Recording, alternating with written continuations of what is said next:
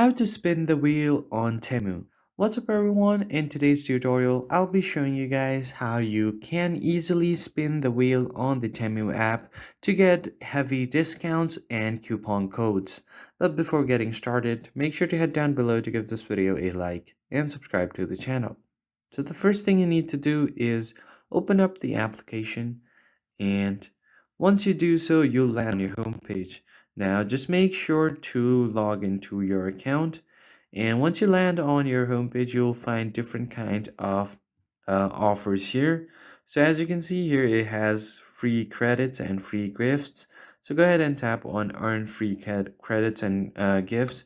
So go ahead and pick gift now, and you can tap on win my gifts. So you just have to start picking the gifts that you need, and then once you do that, once you pick three of your gifts, you should be able to get the coupon code.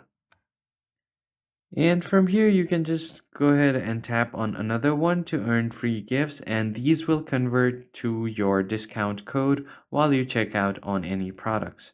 So you can play these random games here on the app, and if you go back, you might sometime have the wheel pop up on your screen and you can spin the wheel from there.